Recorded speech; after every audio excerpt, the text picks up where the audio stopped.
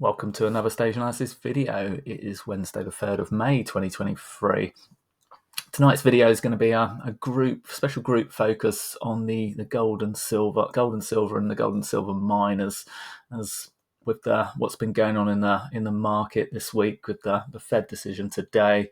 Everybody's focused in that area at the moment, so I wanted to cover something a little bit different, as we did a video back on the 12th of March and the weekend video about gold and the secondary entry zone, which is around this area here, and then the followed on the following day with a group focus on the actual group as a whole with the gold and silver miners, as well as what was going on with gold and silver themselves. So this has had a good run since then, moving higher in early stage 2, starting to move into a more normal stage 2 advance.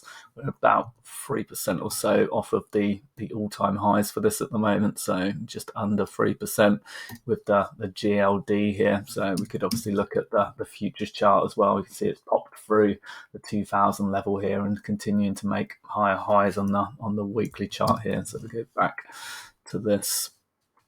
The GLD obviously not quite at the same level here, so it is actually making the futures actually popped to higher highs at the moment, so starting to show even more strength here in the near term. So I thought this one would be a good area to discuss. It's a good part of the stage analysis method of as we start to move through the process and starting to what we call the forest to the trees approach. You've got a strong theme, and then starting to work through the individual stocks in the group to see which areas are potentially leading and zeroing in on those potential leaders. So at the moment, as I said, we go back in time here, back to 2019. You can see obviously the strong stage 2 advance that developed did shake out briefly during the March 2020 when the market was breaking down in stage 4, but gold actually only dipped briefly below the 30-week moving average for a few weeks before reversing back up again and regaining that stage 2 advance before accelerating to its ultimate buying climax, which was obviously its all-time high there. In terms of what do we get up to? Let's go back to futures.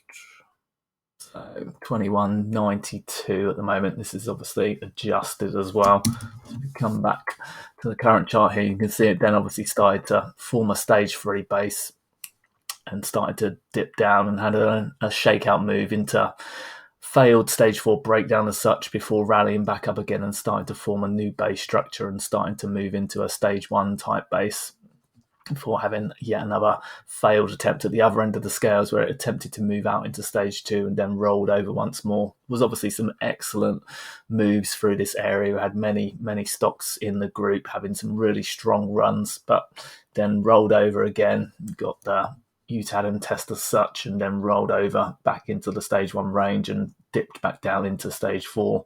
So recent breakout started to occur. Started to move it back into stage 2 at the start of the year here, which is a little bit behind silver, which I'll talk about in a minute, which moved out a little bit earlier in November time or late November time. And then this has had a stage 2 backup and rally. We're now moving off towards the highs again.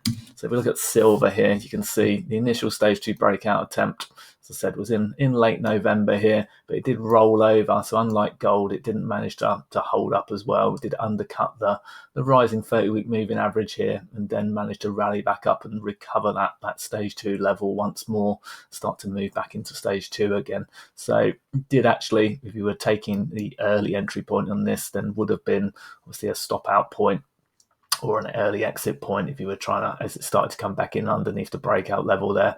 So started to rally back into stage 2 again more recently in the last few months, at the same time as gold started to rebound. Silver tends to follow gold. They have a very strong correlation. Silver's a much more leveraged play on gold, and as it tends to lag but then can accelerate, and as we can see during the 2020 advance there, had a massive acceleration, but it wasn't really much of a stage 2 advance. It was a very short advance before it started to develop stage 3 type characteristics and go sideways for a very long time.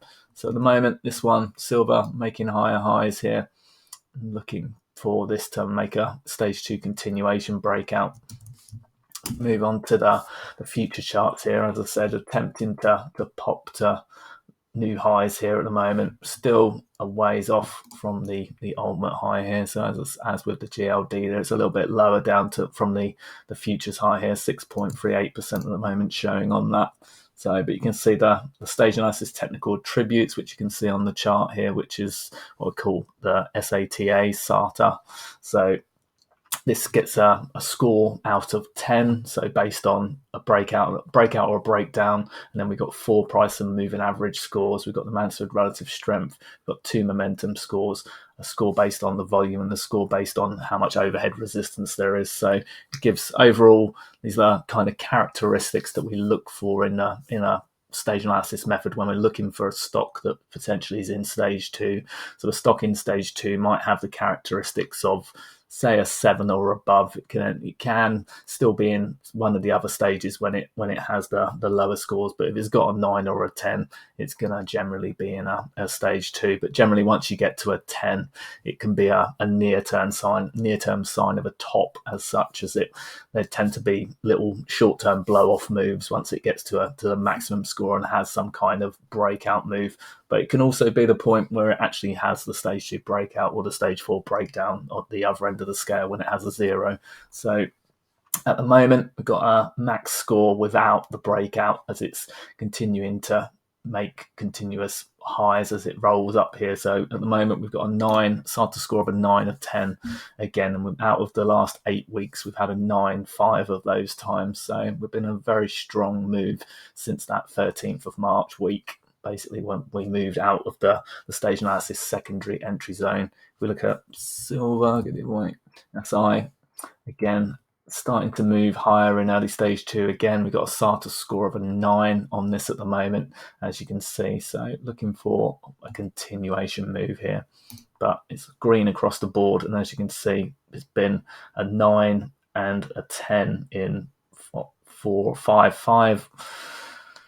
5 of the last 4 of the last 5 weeks there. Sorry, I'm getting a bit